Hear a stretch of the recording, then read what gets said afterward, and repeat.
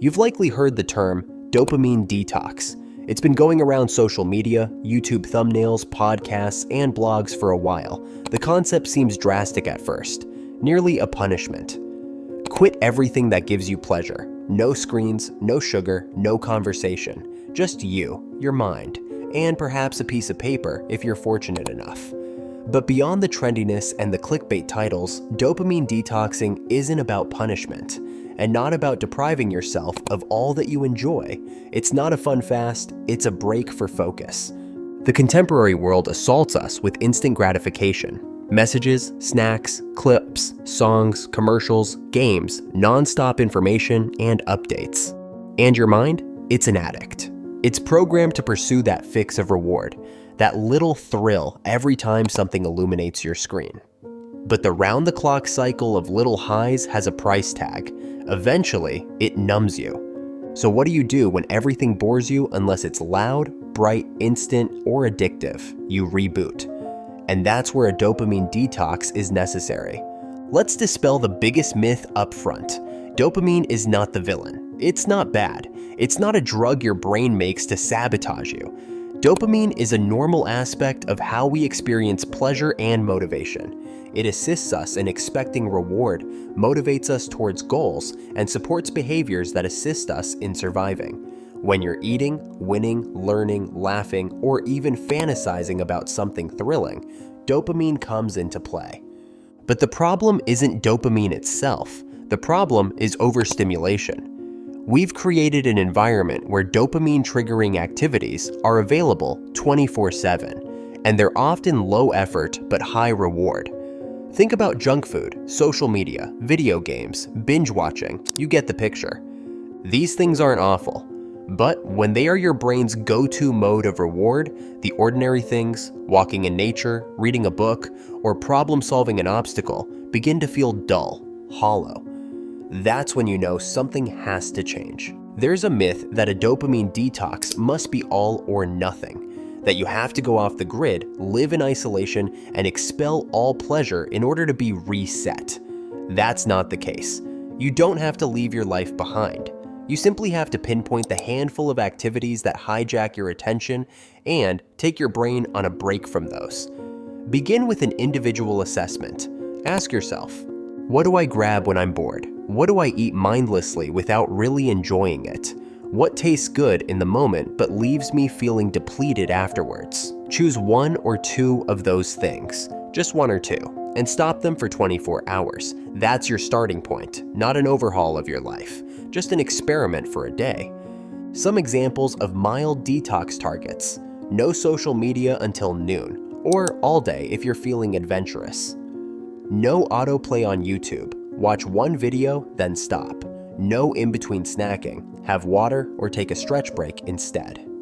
Silence all non-essential notifications. It's not deprivation. It's creating enough quiet that your brain can reset. So what do you do once you've eliminated the high stimulus habits? You substitute them, not with more stimulation, but with slow and normal activities that allow your brain to breathe. These are what we refer to as low dopamine activities. They're still fun, but the fun is from presence rather than speed. Examples can be reading a physical book, no flashing lights, no links, just pages and thoughts. Walking without headphones, let your mind roam, pay attention to your environment, work with your body. Drawing, painting, or writing in a journal. Not for Instagram, for you. Cleaning or tidying up a small area. Something easy, one drawer, one shelf, sitting quietly. It will be awkward. That's okay. Let your brain get restless. These things may not seem exciting at first. That's half the detox. Your brain isn't broken. It just likes novelty all the time. And like any reboot, there is a period of adjustment. Stick with it. Always remember that on the other side of boredom is creativity, calm, and real engagement. Most people who try a dopamine detox for the first time are surprised by how uncomfortable it is. Not painful, just uncomfortable in a way that feels unfamiliar. You might find yourself reaching for your phone without thinking, feeling anxious in silence, wanting to quit because you're not doing anything, experiencing a weird restlessness or emotional tide. That's totally normal. You're not failing. You're not weak. You're simply realizing how tightly your routines are hardwired into your day. That's actually a success. And by hour 24, something has changed. You begin to feel clear, quieter, more present. The lack of noise provides room for your mind to process again, free from the constant pull of distraction. And if you journal or think about it during that period, you might be amazed at what surfaces. Thoughts you've not dealt with, ideas you've not entertained, emotions that were drowned out by all the noise. That's what a real detox can get you. Here's the thing again. This isn't about calling yourself an addict because you like Netflix or can't leave Instagram alone. Most individuals aren't clinically addicted, but they're accustomed to a rhythm of high stimulation. And then you remove the stimulus, and it shows how reliant we've become on this rhythm. So you're not going to shame yourself. The objective is awareness. You can still love your phone, your playlists, your late night memes. But when you choose them consciously, rather than being pulled into them on autopilot, they start to feel more meaningful, less numbing, more fun. That's the real benefit of a detox. It puts you back in the driver's seat. A detox is helpful one time, but the magic is in taking little pieces of it and integrating them into your daily routine. You don't have to do it all at once. Just take 1 or 2 of these routines and incorporate them into your week. Phone-free mornings, no phones during the first hour of the day, boredom breaks, 10 minutes of doing nothing in the middle of the afternoon, tech-free walks. Nature is entertainment. 1 weekly low dopamine hobby night, journaling, puzzles, long-form reading. It's not about shutting off stimulation. It's about modulating how much you crave and how frequently you pursue it. And the more you do it, the more your brain is sensitized to little pleasures again. You begin to notice music again. Food tastes nicer. Conversations are richer. Time expands in a pleasant fashion.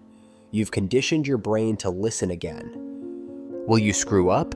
Absolutely. You'll scroll when you promised you wouldn't. You'll click on 5 videos rather than 1. You'll get sidetracked. That's okay. Detoxing is not about being perfect. It's about recognizing the habit and interrupting it gently. That interrupt is a game changer. And if you continue to practice, it gets simpler. Stillness is a known quantity. Concentration comes naturally again. You won't require blaring, rapid content to hold your focus. You'll even prefer the silence. And in a world that's always yelling, that's a superpower. So no, you don't have to quit it all. You don't have to delete your playlists or toss your phone into the ocean. You simply have to let your brain rest. A little breathing room, a little quiet. A few hours to recall what life is like when it isn't being mediated by algorithms. Thanks for hanging out with us. If you like that, stay around. More insights, more breakdowns, more peace in the midst of chaos is coming your way. Take care of your attention. It's more valuable than ever.